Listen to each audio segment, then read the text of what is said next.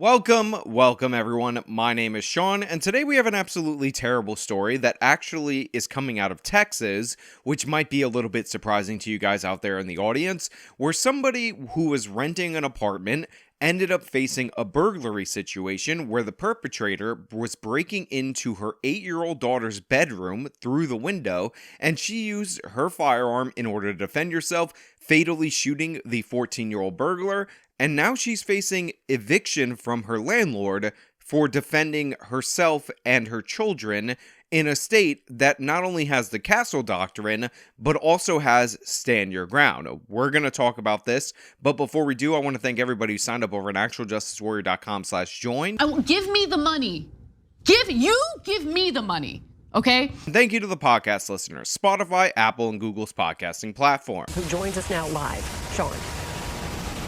Leah Wallace bought a gun to protect herself and her family, she tells me, after a rash of break-ins in her apartment. Those happened while she and her family were not at home. But on December 14th, twice that day, while she was home with her kids, someone tried to get in.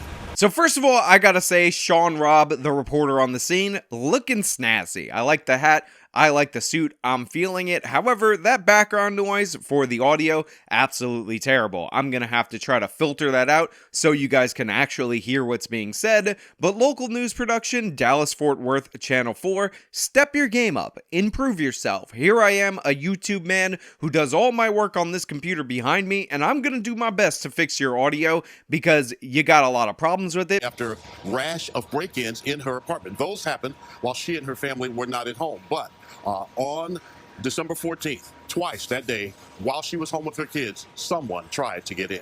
But as you heard, this was the second break-in the very same night after a rash of break-ins that fortunately occurred at this woman's home when she wasn't home. I was cleaning my living room, sweeping my floor, and I heard her window start going back up.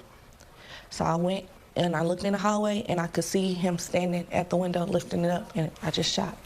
Gunshots that killed 14-year-old Devin Baker at the bedroom window of Aaliyah Wallace's 8-year-old daughter early morning, December 14th. It's bothering me that he was a kid. So I think it's really important for people to hear from the people who have to defend themselves in situations like this. And when you hear the circumstances of this burglary, when you hear the time of day, when you know that this person was breaking in to the bedroom of her 8-year-old girl, you might understand in your rational, logical brain that this is justified. But you see the woman, the person who had to make that call, the person who had to make that decision, the person who had to fire that shot, being ripped up by the fact that the criminal in this instance was actually a 14-year-old. A 14-year-old burglar is the one whose life had to be taken in this particular situation.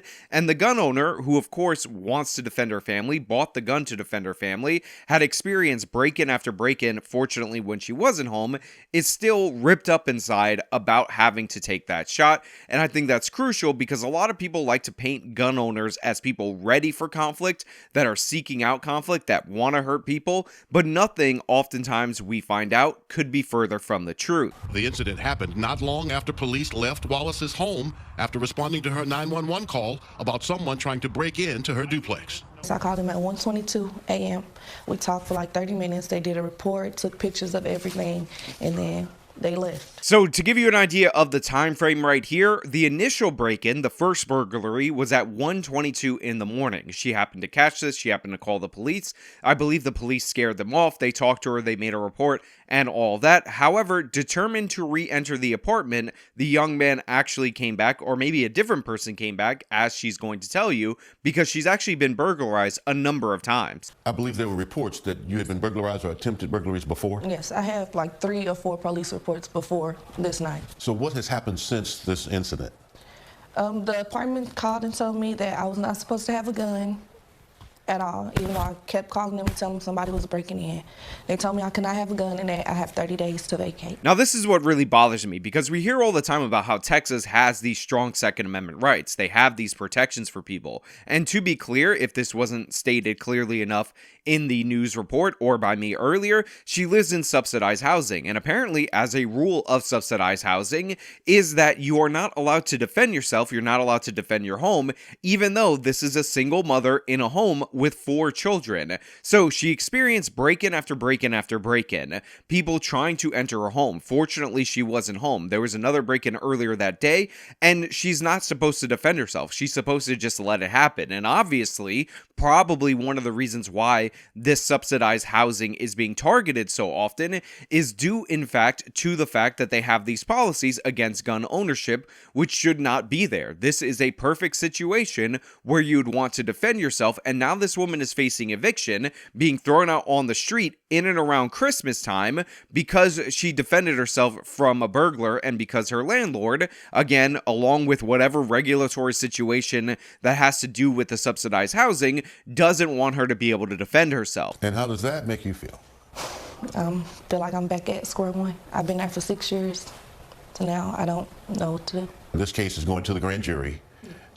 It's a referral, as they call it, and they're going to let citizens decide. What do you want people to know about you, Aaliyah Wallace? That I was only protecting my kids. I mean, just think about that. She's been a tenant here for 6 years. 6 years that this has been her home. As you heard, one of her children is an 8-year-old girl, so this is probably the only home that she knew. She's been paying her rent on time, been getting through it. Obviously, there's some subsidy, so there's some help from the government. But for 6 years, she's been a generally law-abiding, decent tenant. All she wanted to do after calling repeatedly her landlord and telling them about the break-ins was to live in a safe and secure place. However, the moment she took steps to make that place safe and secure, that's when it became a problem. That's when it became an issue. That's when she's facing eviction for no other reason than the fact that they have a policy that forbids you from owning a firearm in order to defend your property. This case is going to the grand jury.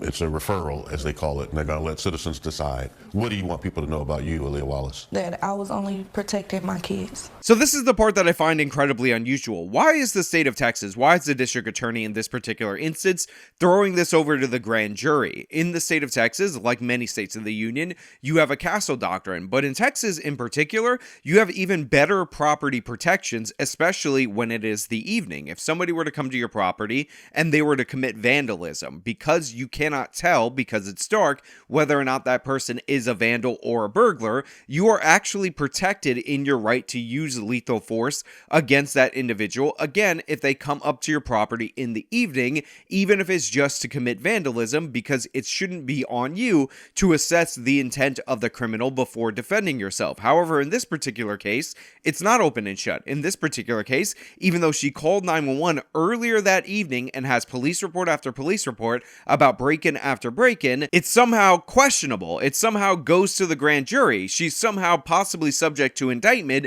and considering she has to relocate herself in 30 days, this is how we get into those instances where people who defend themselves, defend their property, end up losing after they have to fight, the fight after the fight, because they end up in situations where they can't afford to face the trial. If this woman gets indicted, if she gets arrested, if she gets taken to jail, then her kids are going to get taken away from her. She's already on the cusp of being homeless due to the fact that she is being evicted, and this is the perfect situation that we always try to avoid in sensible states that supposedly care about the gun owner, that supposedly care about private property rights, with all these protections like the castle doctrine, stand your ground, or similar. You don't want people to be forced to take a plea deal. However, this situation is perfectly right for that. This is a complete and utter failure by the state of Texas, and honestly, I expect better from them, and so should all of you. I have 4 daughters. It's just me and my 4 daughters that stay there. I just was protecting my daughters. How do you feel about what happened? I'm devastated that he was 14. I hate that. I literally do, and I'm so sorry. But at that point, I had to think about my babies. I didn't know he was 14 when he was on the other side of that window. All I knew that somebody could come in here and hurt me or my kids. That's it.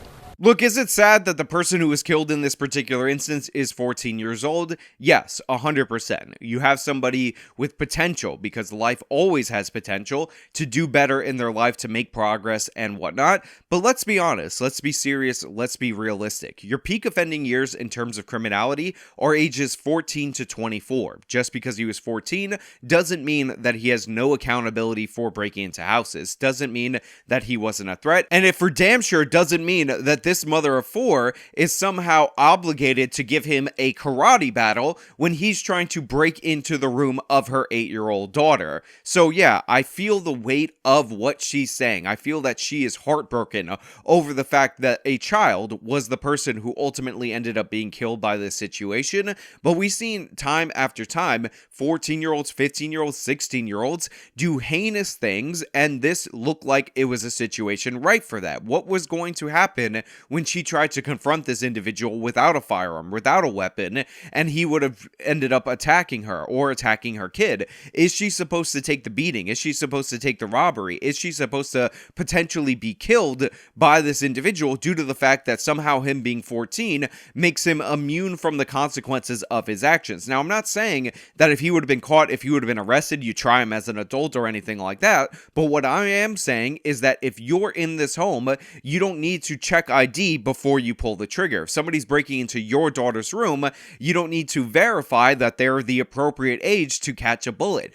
He made that choice. His parents should have been more involved, and if anybody should have been held more accountable, aside from him, the burglar in this situation, it should have been his parents for allowing him to be out at God knows what hour in the morning breaking into other people's homes. Look, crime should have consequences, and ideally I would want these people to be captured, I would want them to be arrested, I would want them to be put through the system, and hopefully in the future, somewhere down the line, for them to change their ways after they have been punished for their violation of our societal standards. But the thing is, what we're seeing right here is that all of the consequences are being put on the law-abiding citizen. All of the consequences are being put on the woman who is forced to defend herself. She is looking at a grand jury indictment potentially on a case that likely should not go to a grand jury. It should be dismissed outright, as it appears to be one of the cleanest, well-documented, well-backed shootings that you could possibly have, and she should be able to stay in her apartment, and there should be no rule preventing her, as long as she is legally able to own a gun,